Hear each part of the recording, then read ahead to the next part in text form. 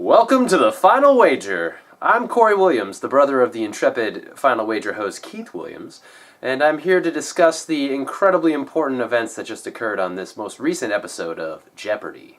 Hi, Keith. Good to see you again. Hello, Corey. It's a pleasure. Merry Christmas to you. And I thank you. You as well, and I just violated my number one rule of drinking, which is you always hold your drink in your left hand. I'm glad that I was able to fix that for you. Yeah, because then you can shake people's hands with your right hand. Yes, that's very, very important. I, unfortunately, am in a game called Buffalo, where if my friends see me holding a drink with my primary hand, which is a left hand, and they call Buffalo, I have to finish the entire drink. So you probably shouldn't be recording a video with that. Well, unfortunately, it's only in person, and you have to opt into the Buffalo. So I'm okay. All right, well, this time. Cheers to you. Cheers.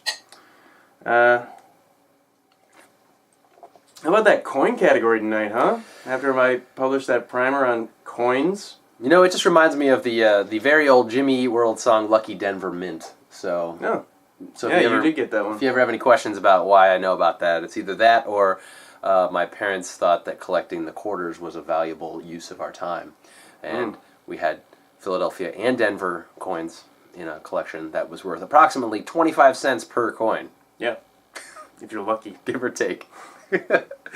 Anyway, I still have those. That's an emergency fund. Oh, well, you know what? I wish I did, but I knocked them out about 2 years ago and put them into my bank account. For 3 or 4 beers, right? Yeah. If you're buying a 6-pack, yes. Yeah, something like that. Yeah. Oh, where were we? Oh, we had quite a complicated situation tonight. We've got Brian, one of our challengers, in the lead with 12,000. Avishai in second with 10,600, and Becca 7,600. Yeah, it's one of those rare scenarios where all three players can win just by doubling up, and it's also one of those situations where you could easily finish in last place just by getting the answer wrong, which we saw happen. Yeah. So, very simple wagering here. If Avishai doubles up, that'll be 21-2. Brian will need to cover him with the 9,200 wager if he gets it wrong. Avishai can wager up to 7,800, Becca up to 4,800. And if Becca doubles up, she'll have 15-2. Avishai, to cover that, will need to wager 4,600. On the downside, he'll be left with 6,000, and that means that Becca can wager up to 1,600. So that's the basic wagers there. Over to the mind games. I wouldn't think too hard about this one. If I'm Becca, I'm going to stay small and depend on Avishai to go big. But if I think he's going to go small, then I go for everything. And Brian, probably just go for the lockout. I wouldn't count on my opponents to be cagey. Just take your destiny into your own hands. Right, and if you're Becca, do you think that doubling up here is of more value, even though the numbers don't bear that out? I think, I don't know, it depends on what you think Avishai is going to do.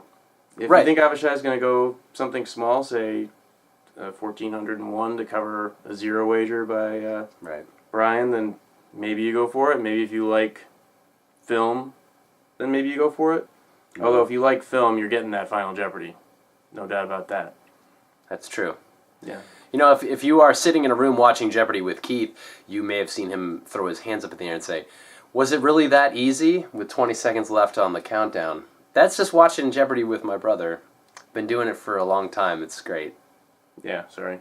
But I do have to say, Corey did an excellent job with the First Amendment category tonight. Got all 5, including what was a really tough one? Not grievances. Did you get grievances? Yeah, grievances was there. Yeah. There was the establishment. The establishment was the hard one. The man. Yeah, that was the man. I didn't get that one in time for some reason. Yeah. But what was the other one? Liberty. You said you didn't know. You didn't know the freedom. Press cider. Press cider. Yeah. Anyway, it was a pretty interesting game, and no better way to celebrate Christmas Eve than with your family watching the Jeopardy experience. And the final wager afterward, or recording the final wager afterward. Yeah. Because you're not going to watch this video, are you? No, this video is never going to be seen by me. Yeah. Preferably because it would just make me sad. But happy Christmas to everyone that's watching. Yeah, Merry Christmas. To those of you who are not celebrating, I hope you enjoy the day off from work for most part. Yeah, Chinese and movies. Mostly Chinese food. I do enjoy Chinese food. Yeah, I don't know. Anyway. I wish that was a tradition we had. Could change it. Crab Rangoon, everybody. Thanks. All right. We'll catch you tomorrow, Christmas Day, on The Final Wager. Nailed it that time. Fist bump.